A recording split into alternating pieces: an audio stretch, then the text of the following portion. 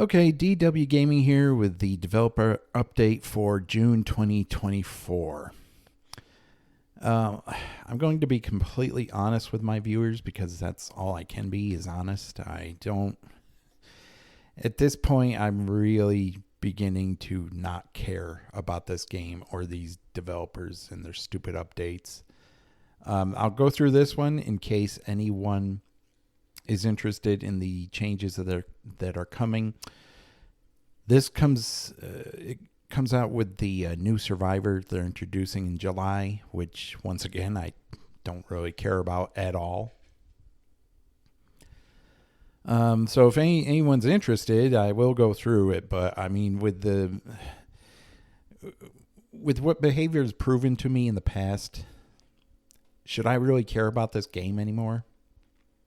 I pretty much stopped playing it altogether.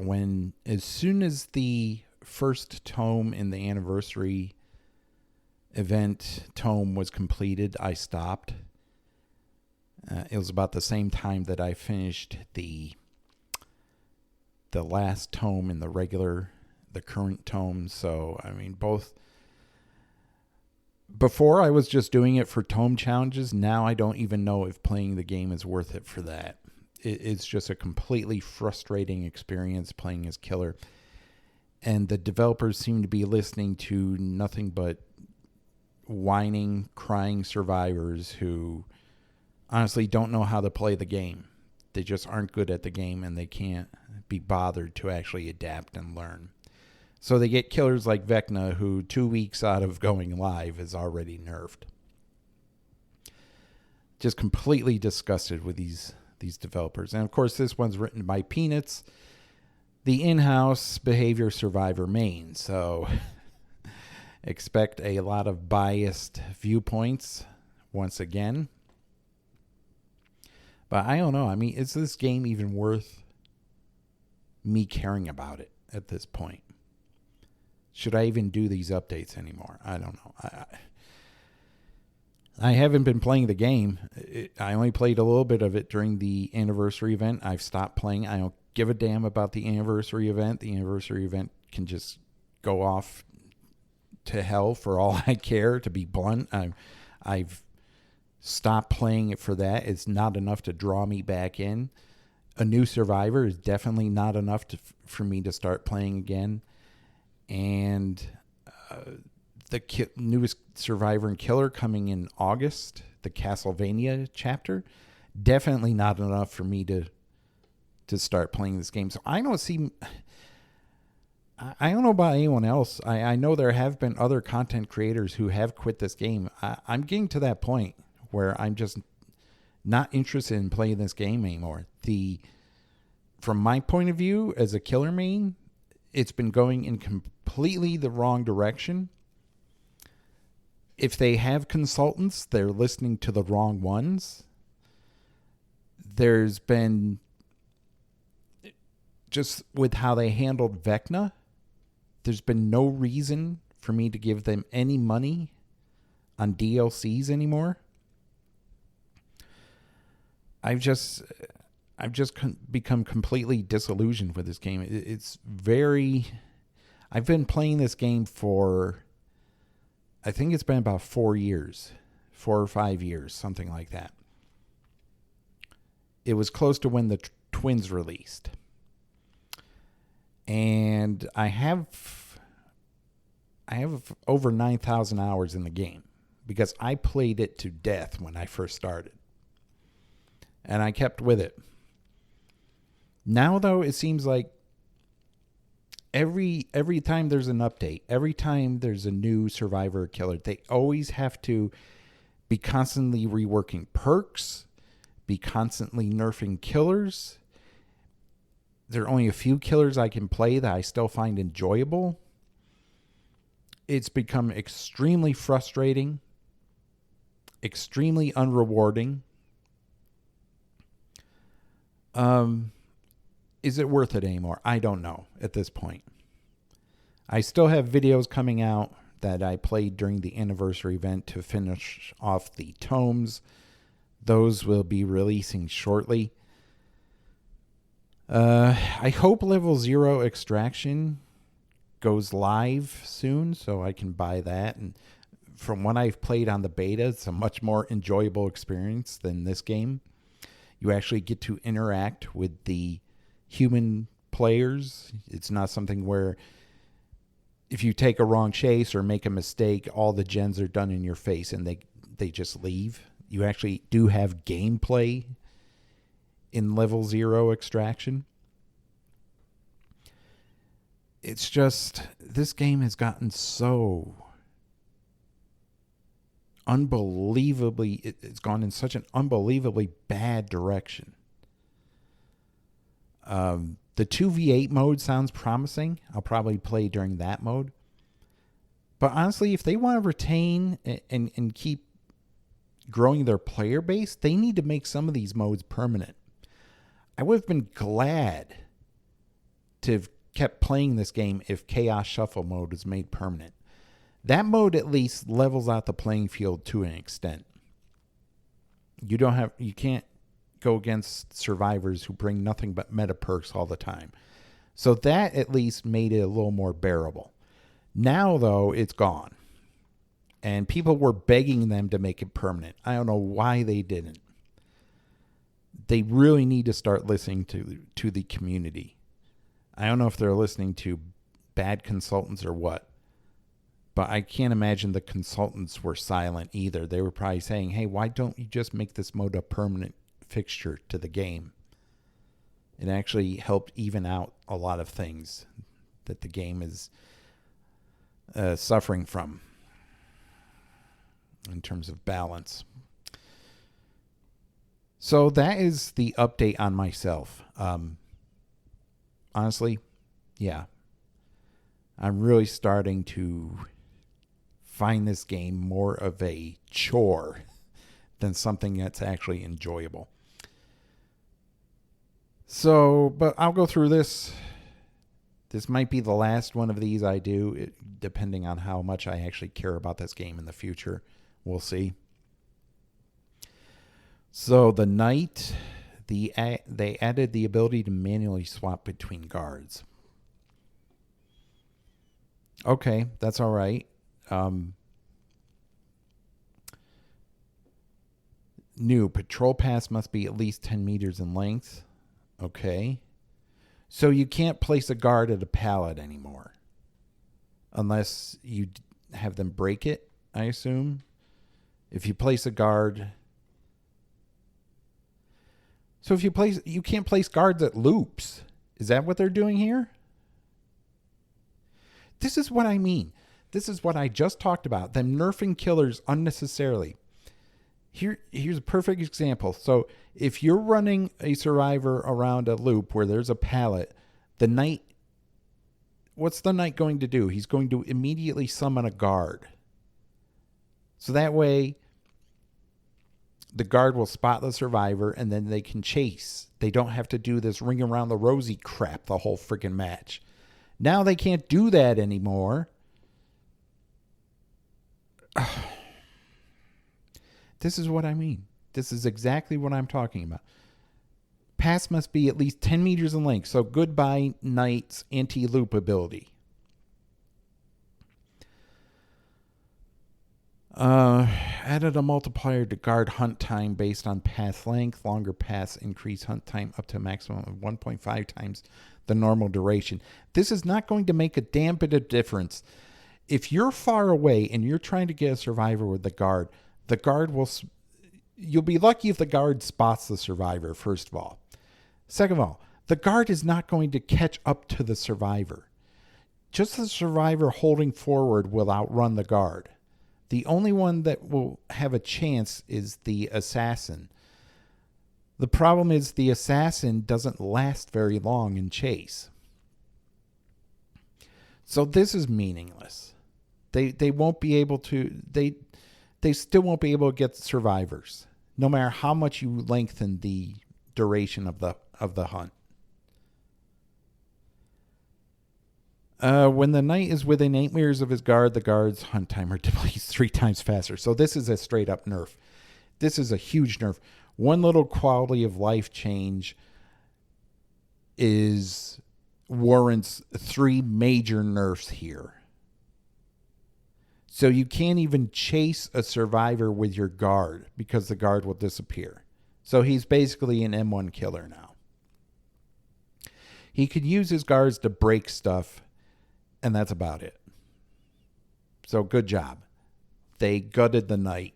The Knight's an M1 killer now. And this is exactly what I was talking about before I started this video. I am so disgusted with these idiotic developers and their obsession with nerfing killers into the ground. And of course, it's by this guy, who, in all honesty, should be fired. He's making horrible decisions over there. Him and that Almo guy, the balance lead, they share the same mindset. They probably can't play the game at a high level as Survivor. So they make everything easier. But yeah, this guts the Knight. The Knight is no longer a viable killer. He wasn't really viable in the first place, but now he's definitely not viable. Let's see what this lunatic has to say.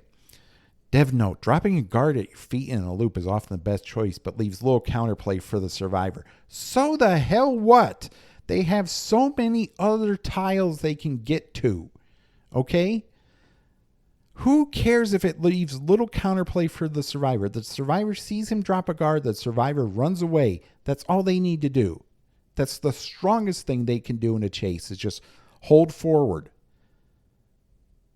So they completely gut his anti-loop because it's not enough counterplay for the survivor. Oh, no. That's horrible. The poor survivors. It's not like there's 3 others who are working on gens while you're the Knight and chasing one of them. It's not like that at all. We've added incentives for longer paths. No, you haven't. The guards are not catching anyone. They are idiotic time wastes if you summon them and then try to have them catch a survivor. They're nothing but time wastes. They're not catching survivors. The only time they do is if you're running a survivor to a corner, if it's a smaller map. Improved counterplay when someone's being chased by both a Knight and his guard at the same time. Yeah, you murdered him. You gutted him. You basically made it so the Knight can now no longer chase a survivor with his guard. So you made him an M1 killer. Because his guard's not catching him now. If you're chasing a survivor with a guard like right behind you or near you, the guard's going to disappear. So there's even less of a chance the guard will catch the survivor. So you're basically just an M1 killer. Was this even necessary? Who are these consultants that are talking with these developers? Because I can't believe the consultants are saying, oh yes, Knight needs a nerf. Knight needs a major nerf here. And you say, meet him update. No, this is a huge update. You've made his guards even more irrelevant than they already are. Change. No, nerf. Reduce the Carnifex's hunt time to 12 seconds was 24. Yeah, he had the longest hunt. So now he has, next to the assassin, has the shortest hunt. Increase the jailer's hunt time to 24 seconds was 12 seconds. So what? The jailer's not catching anyone. He says he's horrible. He's not going to be able to catch them. Reduce the Carnifex's banner spawn time to 5 seconds was 10. Increase the jailer's banner spawn time to 10 seconds was 5. Why? What is this about?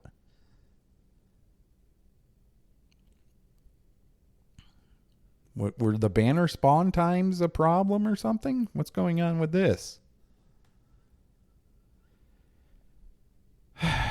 Dev note, the Carnifex was previously the best at both breaking things and keeping survivors occupied, making him the best choice for multiple scenarios. No, you had to choose one. He could not break things and keep survivors occupied at the same time. If you wanted him to break something, you would have to put that action. You'd have to input that action when you were summoning a guard. He would not automatically break something and then continue chasing a survivor. He would break something and then disappear. So no, this is not accurate at all. He's great for breaking things, true, but as soon as you had him break something, he'd disappear, and then you would get the assassin unless you're running an add-on that lets him appear twice, which honestly is a waste of an add-on because he wasn't that great at chasing survivors anyway.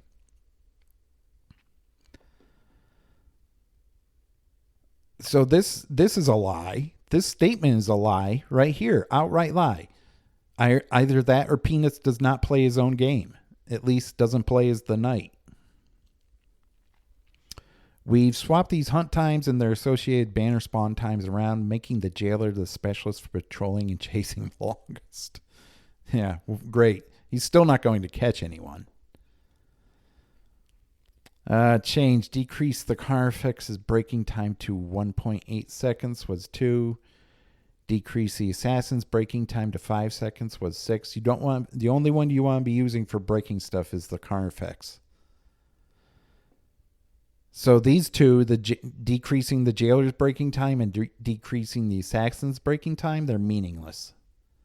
And they're only reduced by 1 second, so they're still meaningless. You only want this guy breaking stuff. Increase the Carnifex's detection range to 10 meters was 8. Increase the assassin's detection range to 10 meters was 8. Increase the jailer's detection range to 16 meters was 14. Update various add-ons. Map of the Realm and Pillage Mead were fan favorite add-ons, so we've incorporated some of their effects into the base kit. We've reviewed many of the nice add-ons to bring the strongest and weakest add-ons closer together. Yeah, whatever. These probably won't make any difference. I mean, they're a little better. But breaking stuff, you only want the Carnifex to break stuff. So that's it. They pretty much gutted the knight. His guards are not useful in a chase anymore. They're the longer the path is, the increase the hunt time. The problem is, though, if you have a survivor who's a good ways away from you and you summon a guard and actually, number one, are able to have the guard detect that survivor, that's a huge if. But then two, the survivor will be so far away from you that they'll just be able to hold forward and outrun the guard no matter what. So there's no strategy here. There's no, I can put him down in a loop and go one way while the guard goes the other. That's gone. Because the guard's going to disappear if you hang around the area for any length of time. So any kind of strategy, any kind of skill expression with the knight is pretty much gone. They've made him a simple M1 killer. I don't know who was calling for this. I don't think the knight's kill rates were anything to speak of. But good job. They gutted the knight. Let's see. What killer are they going to destroy next? Well, the Singularity. New. Taking control of a biopod will now cause it to aim at the nearest survivor within line of sight. Okay, that's good. That's good quality of life change. After 0.25 seconds, targeting progress now decays over the next 0.5 seconds. What does that mean? After 2.25 seconds, targeting progress now decays over the next 0.5 seconds. I'm not sure what that's talking about.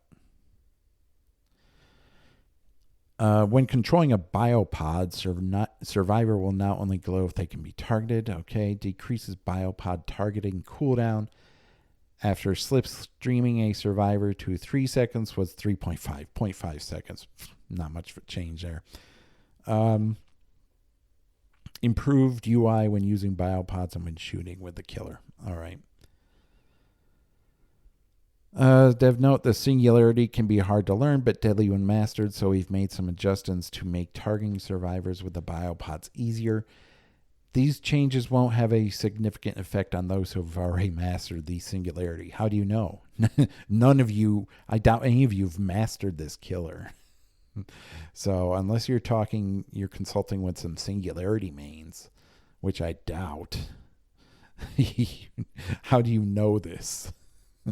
I love it when they have these absolute statements that they really have no basis in reality because they don't play the singularity, and they certainly haven't mastered the singularity at a high level.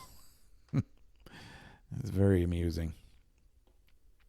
But it's nice he's got these quality of life changes. I mean, they're not much.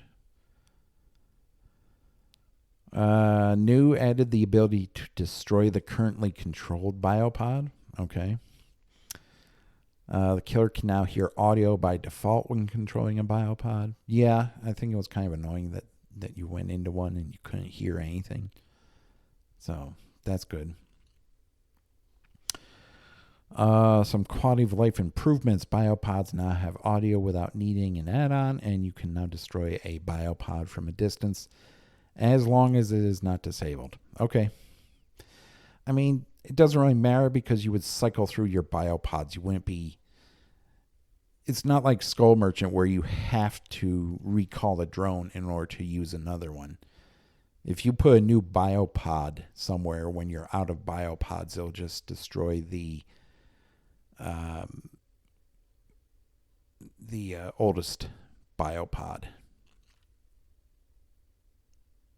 At least I think it will. I haven't played Singularity in quite some time, so I'm not sure. Maybe this is a significant improvement. But I'm pretty sure you could place an unlimited amount of biopods. It would just... The maximum on the map would be like 6 or 7. It would be like Hag's traps. Or Freddy's snares. The killer now receives killer instinct when a survivor slipstreamed. Okay, big deal. I mean, when they're slipstreamed, you're usually on top of them anyway, so that doesn't really matter.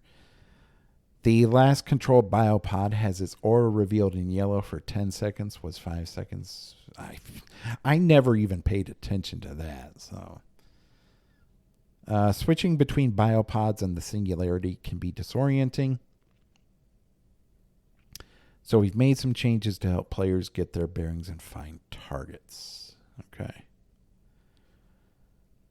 Singularity now gains 3% haste while in overclock mode. Overclock's duration no longer scales with the number of slipstream survivors. Okay, well there's a buff, and right under it, there's the nerf. You can't really expect killers to receive blanket buffs without at least some kind of nerf. So there it is. You have... it's like Wesker's Virulent Bound. The more survivors you have infected by Ouroboros, the faster the recharge rate of Virulent Bound. So it's basically every survivor who is slipstreamed would increase the duration of overclock. But now that's no longer a thing. Because that needed nerfing for some reason. Increase overclock's base duration of 5.7 seconds was 4.7 seconds. Okay. That's 1 second. Big deal. Stuns caused by perks such as head-on, blast mine during overclock mode will now cause overheat. Okay. The Soma family photo add-on was much loved, so we add part of its effect to the base kit. To simplify overclock, we have removed the scaling duration and bumped up the time to 5.7 seconds. No, you're not simplifying it by removing the scaling duration. You're nerfing it. Let's get the wording straight here. Added an aim assist effect to shooting a slipstream survivor. Increased an aim assist when creating biopods. Well, that's good. That will definitely help. I'd prefer if they made it so more surface you can put biopods on more surfaces of the map. When attempting to teleport to a survivor or place a biopod, a slight change could cause your shot to miss or become an invalid spot for a biopod. Yes, causing it to do nothing. We have improved the aim assist to linger slightly longer on the last valid place or slipstream survivor. Okay. Passive EMP printing at supply cases is now limited to 97%. The remaining progress must be done manually by a survivor. That's a good change. Supply cases that have reached the passive printing limit now have their auras revealed in yellow. Because we have to give inept survivors every possible clue that they are ready. Disabled biopods will pulse shortly before they are reactivated. Oh, whatever. Decrease the aura reading range of supply cases to 28 meters was 32 meters. Okay, that's good. Decrease range of EMPs to 8 meters was 10 meters. All right, that's good as well. Decrease immunity to slipstream after using an EMP to 0.35 seconds was 2 seconds. Decrease immunity to slipstream after using an EMP to 0.35 seconds.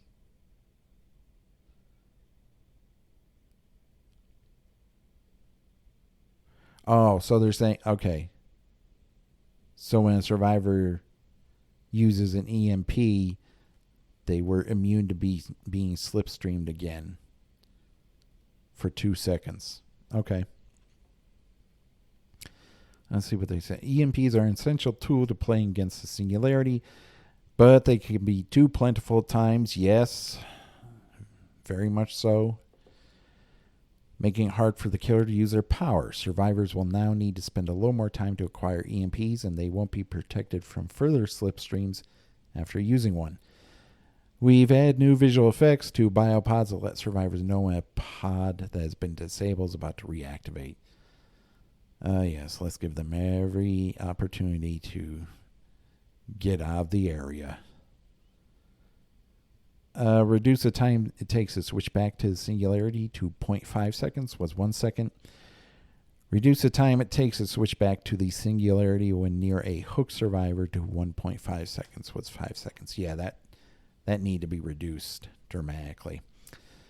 Since the introduction of the anti-face camp system, this penalty became a little redundant as staying near a hook survivor now carries its own risks. We've reduced this penalty, though accessing biopods next to a hook survivor still may not be ideal. We have also reduced the base wake-up time to make swapping back to the singularity feel more responsive. And they've changed various add-ons to coincide with this. This is actually good. This is actually a good update on the singularity. I'm extremely disappointed with what they did to the Knight and what they did to Vecna, but this is actually good. It actually motivates me to want to play this killer once this update drops. He pretty much got nothing but buffs. He got one nerf in that the overclock's duration no longer scales with number of slipstream survivors. But other than that, he got buffs. So that's actually a good change. See, I mean, if the devs do things like this, then I'll be motivated to play this game more. I won't mind trying these other killers. I mean, I played Singularity before, but he is very clunky in areas where you can't place biopods, and at times when a survivor moves out of your target range. So the aim assist will be hopefully a good addition for Singularity. Darkness revealed. Increase aura reveal duration to 8 seconds was 5. They should just get rid of perk tiers. They're nothing but a hassle. Just make perks at tier 3 right off the bat. Get rid of perk tiers. I mean, enough with these blood point grinds. Dev note, with a longer duration, it'll be easier to take advantage of the aura reveal and allow this perk to be used more aggressively in chase. Yeah, it's an okay perk. Still not that great. I'm all ears. Reduced cooldown to 30 seconds was 40. I'm all ears can be very useful, but currently has a fairly long cooldown. We've reduced the cooldown so the perk comes into play more often. I don't use this perk. I don't think it's that great. But the fact that it has a cooldown at all is kind of, to me, perplexing because it's an aura reading perk, but only activates when a survivor performs a rushed action. So it already has a precondition on it. So why does it need a cooldown? I don't know. Trail of Torment, reduced cooldown to 30 seconds was 60. Trail of Torment similarly has a long cooldown. We've reduced this as well to allow its effect to happen more often. Yeah, but still, I think Unforeseen is better because it number one, transfers your terror radius to the generator you kicked. Number two, it doesn't highlight that generator for survivors to actually start working on it. Because as soon as you use Trail of Torment, the generator that you kicked to activate this perk will turn yellow. Survivors will see it anywhere on the map. So number one, you're giving them a heads up that you're running this perk. So it's not truly a true undetectable perk because they will be on edge looking for you. And number two, it will point them where to go if they want to disable this perk. So anywhere on the map, one generator lights up yellow. Survivors are like, okay, killer has Trail of Torment. Let's go over to that gen, immediately stop its regressing so this perk ends. So I actually like Unforeseen better. It gives no survivor, it doesn't give any clue to the survivors that you're actually using it. Until, of course, they go near the gen and they hear the terror radius. Oppression. Change reduced cooldown to 40 seconds was 80. Oppression had a very long cooldown. Yes, it did. So we cut it in half. Still not a good perk. You kick one gen and I think it's 2 or 3 others start regressing as well. But regression is so minuscule. It's not worth it. It's not worth a perk slot. You might as well run Ruin with Undying if you want regression on all the gens. Dragon's Grip, reduced cooldown to 40 seconds was 80. This is not copy and pasting error. We've done the exact same thing for Dragon's Grip. Yeah, Dragon's Grip's all right. It did have a really long cooldown, but it's a very situational perk. Unless you're running something like maybe Insidious, you kick a gen and then hide out of sight so the survivor that goes back on it is exposed, and that way you can get an easy down. Or if you're using a stealth killer, it might work. It's a very niche perk, though. But yeah, the cooldown was really kind of ridiculous. Machine Learning, increased duration to 60 seconds was 30. Getting Machine Learning to activate, can be tricky, so we've extended its duration to help together get value out of it when it does. Yeah, you have to kick one gen, and then you have to kick a completely different gen in order to actually have Machine Learning become active. And only when they finish the second generator you kicked does the perk actually activate. It's very annoying. It should be on the first gen you kick. Increasing this duration by 30 seconds, I don't think it's going to motivate anyone to use it. It's a very badly designed perk. Autodidact. Decrease starting skill check penalty to minus 15% was minus 25. Autodidact can become very strong. Yes, it can. Later in the match. But the large penalty often means it'll do more harm than good. we've toned down this penalty, make it a little more consistent, improve its strength once you build up your tokens. Well, it was a very high risk, high reward perk because at the start, when you're healing someone, your skill checks are are actually making your heal progress go backwards.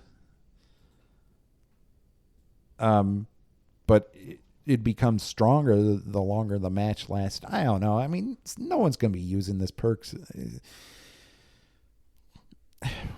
Is this going to impact anyone? I don't think so.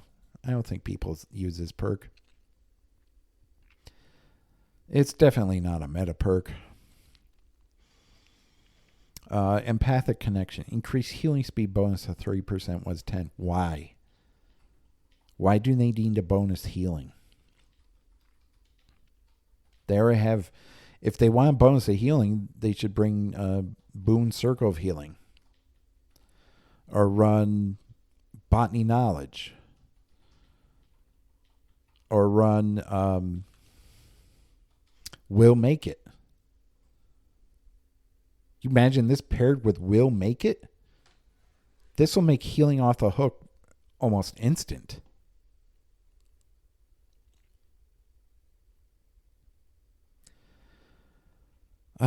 Dev note. Empathic connection is great for showing injured survivors where you are, but the healing speed bonus is a bit low. Yeah, that's because they have so many other perks where the healing speed bonus is high. They don't need more another perk with a higher healing speed bonus. If they combine this with like We'll Make It and heal survivor off hook, you might as well forget about getting any survivor out positioned. When you go back to the hook, they'll already be gone. Now, this is not necessary. This just make other healing perks stronger. Iron Will. Grunts of pain are reduced by 100%. So it's back to 100. It was 75. It originally was 100. They nerfed it to 75. Then they put it back at 100. Did this really need a buff? Sound in this game is bad enough. But this now, everyone's going to be running Iron Will again. This did not need to be reverted back to the way it was. You could actually have gameplay with someone who is running with Iron Will. Once again, now you can't. If I play Survivor after the update, I'll definitely be running it. I mean, there's no point in not running it. I'll run Iron Will, Calm Spirit, Distortion. The killer will never see me again. Yeah. This is not good. This especially for Spirit players. This screws over Spirit. Yeah. Back to 100. I guess there were so many complaints about it being 75. Iron Will already makes survivors fairly quiet. Yes, it does. But even the slightest noise can give away your position. Not with how the audio is in this game. No. Because you're not only... When you're playing killer, you don't only hear the survivor footsteps, you hear your own as well. There's been times when I've been fooled into thinking there's a survivor nearby when it's actually my own footsteps as killer. Increase the effects of the perk and reduce the gap between tiers and make lower tiers more useful. Just get rid of lower tiers. Perks should only have one tier. And this did not need to be buffed back to 100%. That's a huge mistake. Resurgence. Increase healing granted after being unhooked to 70% was 50. Resurgence is currently a little weak, and since it can only activate twice per match, we have increased healing grants. So another healing perk that's been buffed. So I say survivors run Empathic Connection. The person unhooking you was running Empathic Connection with We'll Make It, and the person unhooked is running Resurgence. Healing will take maybe a second. 2 at most. That's ridiculous. That is ridiculous.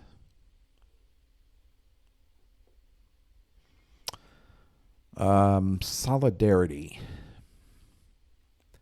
Increase healing conversion rate to 70% was fit. Well, why are they buffing all these healing perks?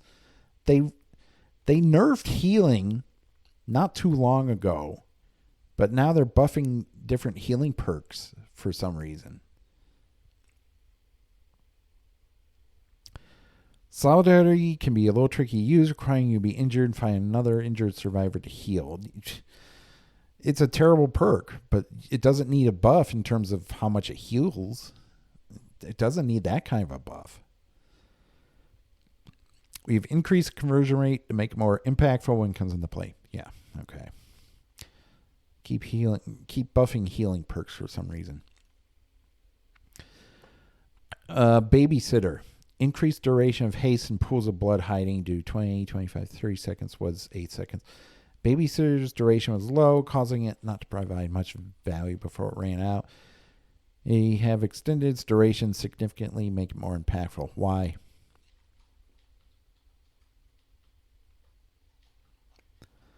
I forget what this perk does. I think if you're using it and you're in the area of a survivor who gets injured, it hides their pools of blood and once again, increases their haste. They are obsessed with haste in this game now. So this is nothing but a buff to Swift. This is a buff to Swift as well. Yeah, this is a major buff to Swift, this buff to Babysitter, because you'll just have one survivor running around an injured one and hiding their pools of blood and giving them haste. So, I don't know, does Swift need buffing? I don't think so.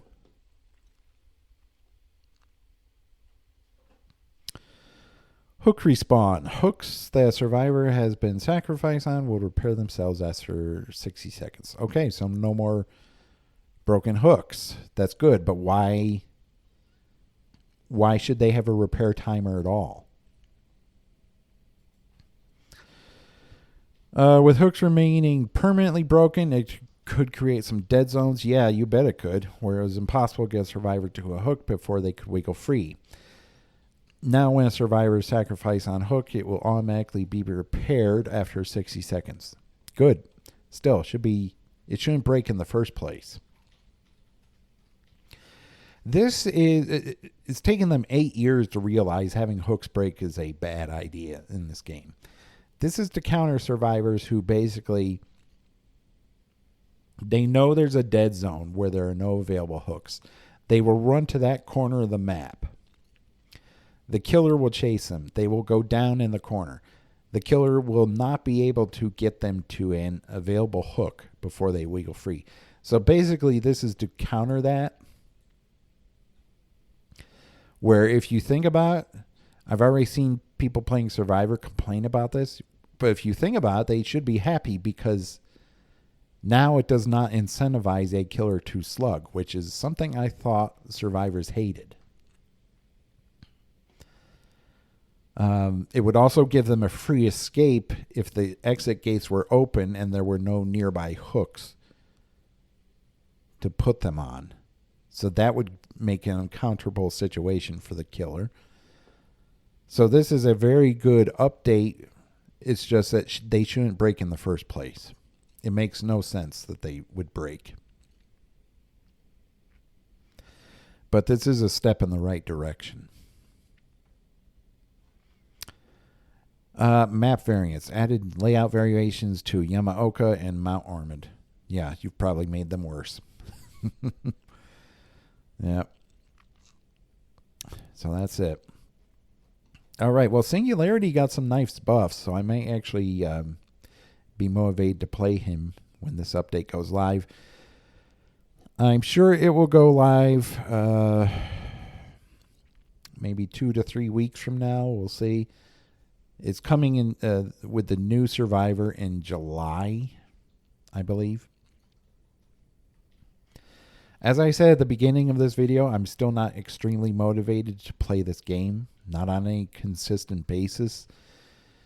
And the reading changes to Singularity has given me some hope and some motivation to actually care about the game again. So, as I said, I will most likely use the Singularity once this update goes live. But that is it for right now. And I will see everyone in the next video. Don't forget to subscribe, like. If you enjoy the video, it really does help. It helps us get noticed in the algorithm. And until then, take care.